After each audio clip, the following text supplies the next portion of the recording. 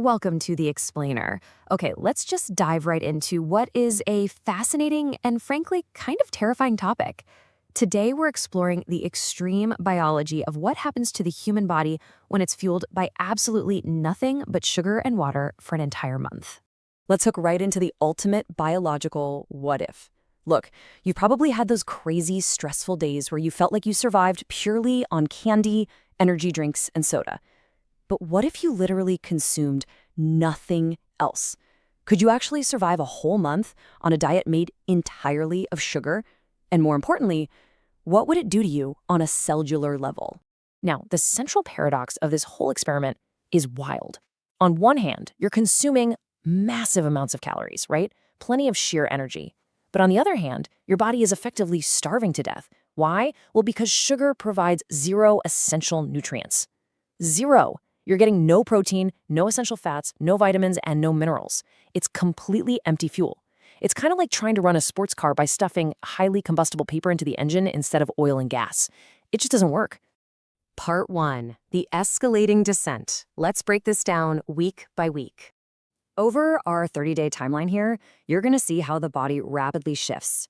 We go from blood sugar chaos in week 1 to actual muscle breakdown in week 2, organ decline in week 3, and then some very serious health problems by week 4. Section 2, weeks 1 and 2, chaos and cannibalization. So things go wrong almost immediately. In week 1, you aren't starving for calories, obviously, but you are starving for biological stability. First up, your blood glucose goes through these violent, continuous spikes and crashes.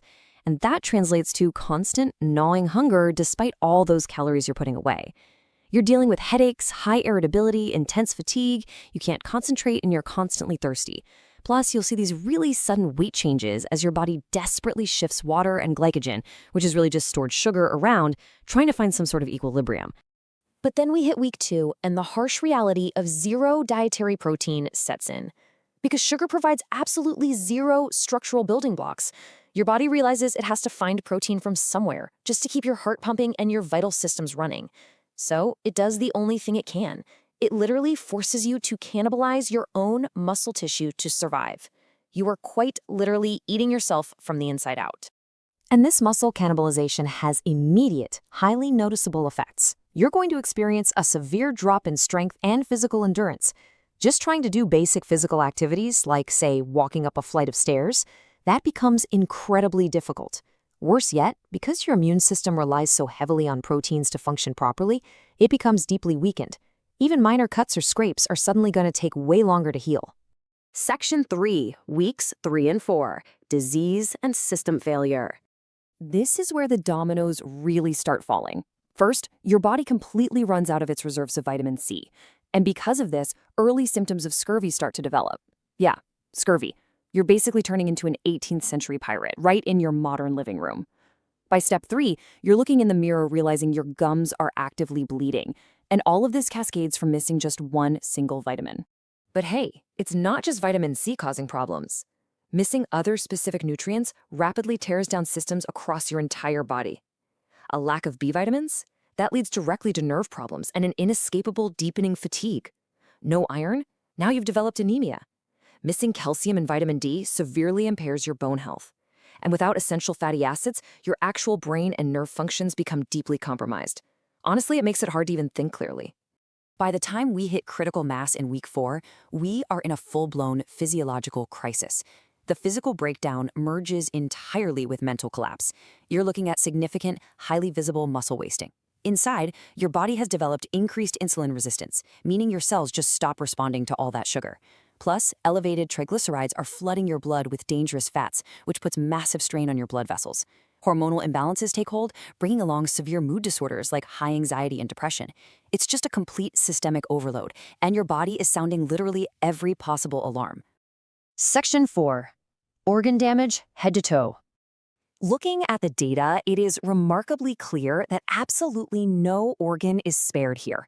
Starting right at the top, your brain suffers from heavy fog, poor memory, and severe mood swings. Down in your mouth, your teeth experience rapid decay and cavities thanks to the constant, unrelenting sugar exposure.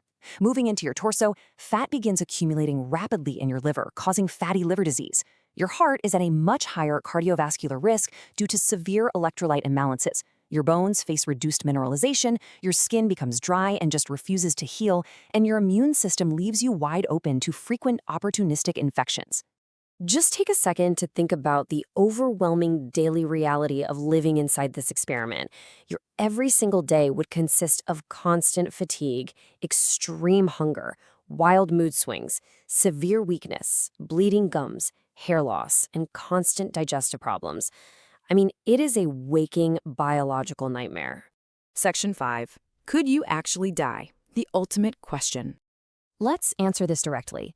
With all this muscle cannibalization, the scurvy, the heart strain, the liver damage, if you just drank enough water to stay hydrated, would a strict 30-day all-sugar diet actually kill you? So the crucial point is this.